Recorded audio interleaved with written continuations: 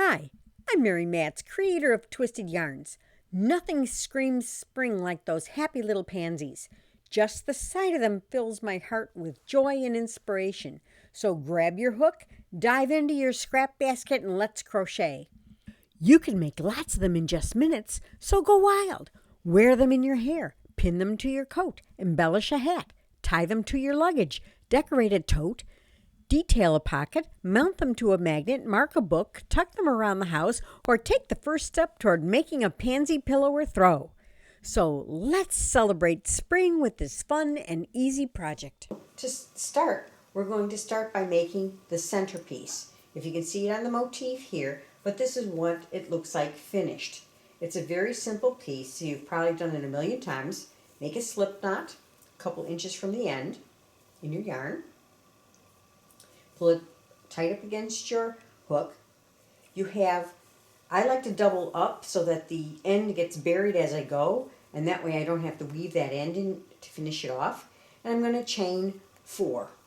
1, using both strands. 2, 3, 4. This gives me a very nice tight center. Then I'm going to go back to the very first chain and I'm going to slip stitch into it, which closes it into a ring. Now this little end is just there. We'll bury it as we crochet. So I'm going to just hold it in place. Now we're going to chain 1 and work 10 single crochets into the center of the ring. 1, and you do a single crochet by just inserting your hook, pulling up a loop. Now you have 2 loops on your hook and pulling through the 2 loops. So that's 1, 2, 3, and 10. Go to the very first stitch, slip your hook under the top edge stitches, and then pull through those 2, and then your final one to slip stitch it off.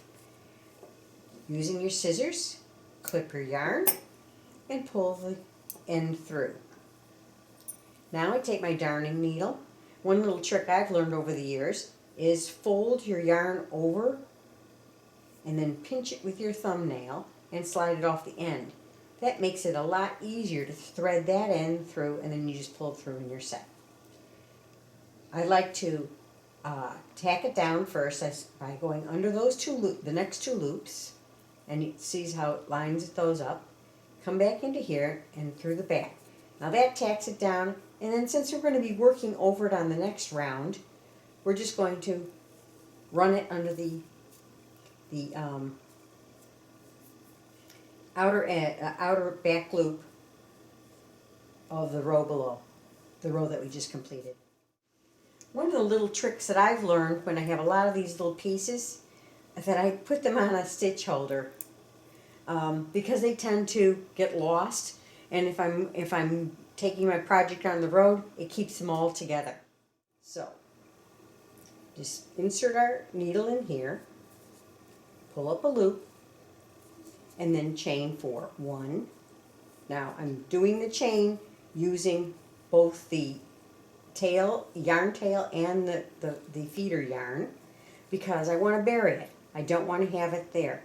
And so now I'm going to go over here and insert into my next stitch and create a single crochet. And then 1 more in the next one. 2 single crochets. Then I'm going to chain 4. 1, 2, 3, 4. 1 single crochet into each of the next 2 stitches. 1, 2, 3, 4, and then 1. Now remember, your first slip stitch, or when you pulled up your yarn, counts as the first single crochet. So now we're going to slip stitch into the very first single crochet of that petal. The very first chain of that petal to close the round. So you have 5 petals. Cut the yarn. Now, I'll do a whole bunch of these, and then I'll weave all the ends in all at once just to be efficient. Some worsted weights, as you know, are a little thicker than others, and some are thinner. So what I do is I slip stitch into one of the petal loops of the row below, and I chain 3 using the yarn end. This is where I always bury my yarn ends at the beginning. That saves me a lot of trouble because I only have to weave in 1/2 of the yarn ends. Okay, so I'm going to chain 3. That's going to count as a double crochet.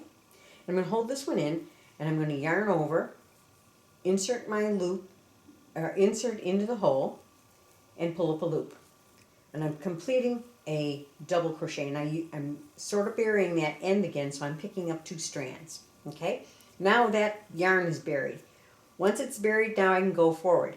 But on my counts, if you want to count this, we have 1, 2, those represent 2 double crochets. I'm going to yarn over, and I'm going to ultimately do a total of 7 to 10, depending on the thickness of the yarn. Now this is a little bit thinner worsted weight, so I'm probably going to do about 8, maybe 9. So here's 3, 7. Now I could stop there, but I think I need a little bit more. 8. I want it to be nice and thick, so I'm going to pull it over.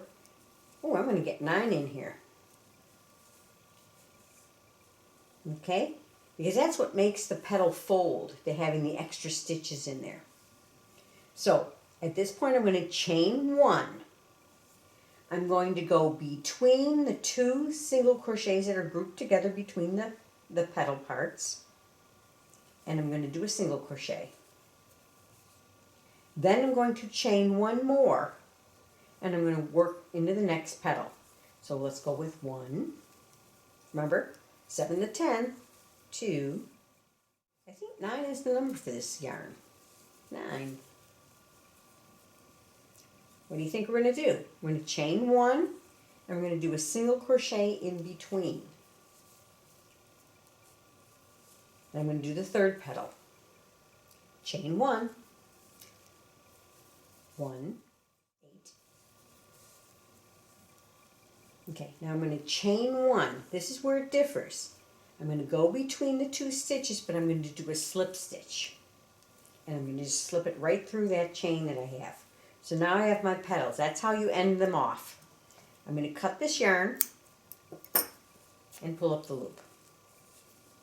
Okay, now see how my petals are starting to fold over each other? So they look like they're real. Can you see the shape on that? Okay, so I chained 1, I slip stitched 1 in there. I'm going to do 2 more chains to represent the first double crochet. This end I'm just going to kind of bury in as I go. 9. Now, chain 1, I chained 1 already, as you can see. I chained 1 here. Then I'm going to insert my hook between the 2 single crochets and slip stitch to end this one off, just like the other one. So now, okay, so now you have your little flower. There you go. All ready for the next step. I hope you enjoyed making our little pansies. In upcoming videos, I'll show you how to turn this blossom into a granny triangle and then ultimately combine them into a lovely blanket. Please take a moment to subscribe and ring the bell to receive notifications of upcoming videos. Happy crocheting!